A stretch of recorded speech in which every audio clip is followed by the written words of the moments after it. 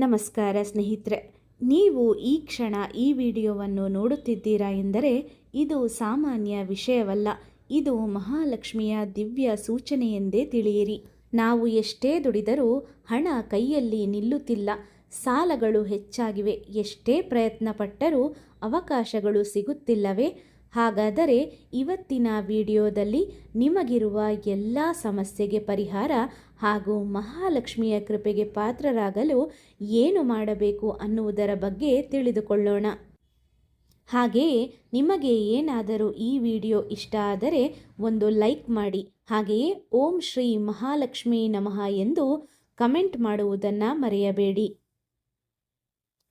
ಮೊದಲನೆಯದಾಗಿ ಮನೆಯನ್ನು ಯಾವಾಗಲೂ ಸ್ವಚ್ಛವಾಗಿ ಇಟ್ಟುಕೊಳ್ಳಬೇಕು.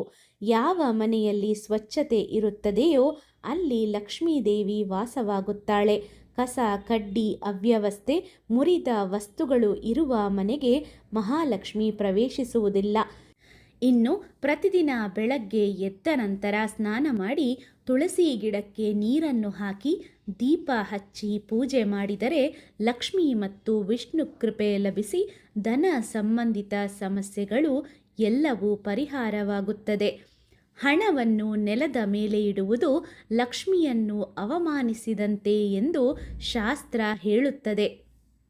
ಹಣ ಬಂದ ತಕ್ಷಣ ಅದನ್ನು ಗೌರವದಿಂದ ಕಣ್ಣಿಗೆ ಒತ್ತಿಕೊಂಡು ಹಣದ ಪೆಟ್ಟಿಗೆಯಲ್ಲಿ ಅಥವಾ ಪರ್ಸ್ನಲ್ಲಿ ಇಡಿ. ಶುಕ್ರವಾರ ಲಕ್ಷ್ಮೀದೇವಿಯ ವಿಶೇಷ ದಿನವಾಗಿದೆ.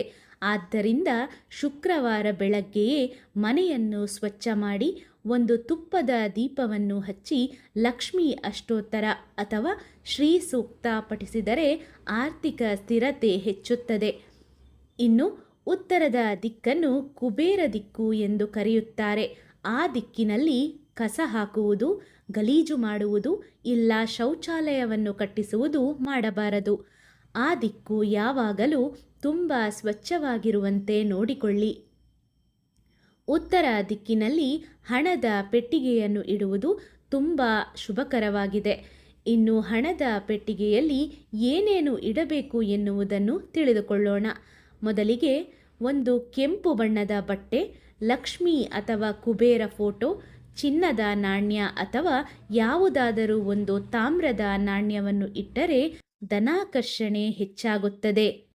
ಒಡೆದು ಹೋಗಿರುವ ಕನ್ನಡಿ, ನಿಂತಿರುವ ಗಡಿಯಾರ ಅಥವಾ ಮುರಿದು ಹೋಗಿರುವ ಹಳೆಯ ವಸ್ತುಗಳು ಆರ್ಥಿಕ ತಡೆ ಮತ್ತು ನಷ್ಟಕ್ಕೆ ಕಾರಣವಾಗುತ್ತದೆ. ಇನ್ನು ಪ್ರತಿದಿನ ಸಂಜೆ ಮನೆಯ ಪ್ರವೇಶ ದ್ವಾರದ ಬಳಿ ದೀಪ ಹಚ್ಚಿದರೆ ಲಕ್ಷ್ಮಿ ಆ ಮನೆಯತ್ತ ಆಕರ್ಷಿತಳಾಗುತ್ತಾಳೆ ಎಂದು ನಂಬಲಾಗಿದೆ.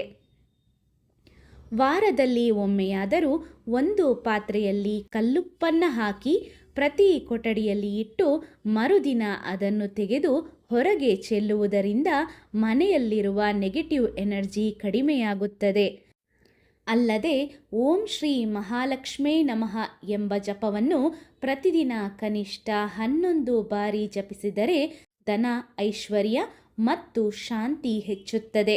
ಈ ಮೇಲೆ ಹೇಳಿರುವ ವಿಷಯಗಳನ್ನು ನೀವು ಚಾಚೂ ತಪ್ಪದೆ ಪಾಲಿಸಿದರೆ, ಜೊತೆಗೆ ನಿರಂತರ ಶ್ರಮ ಹಾಗೂ ಪ್ರಯತ್ನವನ್ನು ಪಟ್ಟರೆ ನೀವು ಧನಾಧಿಪತಿಯಾಗುವುದನ್ನು ತಪ್ಪಿಸಲು ಯಾರಿಂದಲೂ ಸಾಧ್ಯವಿಲ್ಲ. ತಾಯಿ ಮಹಾಲಕ್ಷ್ಮಿ ಕೃಪೆಯು ನಿಮ್ಮ ಮನೆಯ ಮೇಲೆ ಶಾಶ್ವತವಾಗಿ ಇರಲಿ. ಇದಾಗಿತ್ತು ಇವತ್ತಿನ ವಿಡಿಯೋ. ಮುಂದೆ ಇನ್ನೊಂದು ಉತ್ತಮ ವಿಡಿಯೋ ಜೊತೆ ಬರುತ್ತೀನಿ.